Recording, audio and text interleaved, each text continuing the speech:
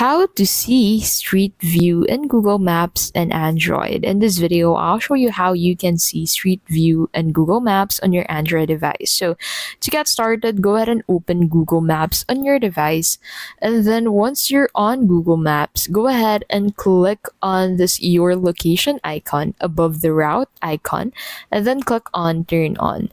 So once you have clicked on that, Google Maps will then eventually try to locate your current location. Now, after that, you can go ahead and use the search bar to look for a specific location where you want to go to. You can also zoom in into that specific location and then select a destination from that location. Now, once you have clicked on a destination, at the top left of that, you'll find a street view. So once you click on this street view, you'll be able to view the street of this specific location. So simply click on up to be able to move between these lanes on this location.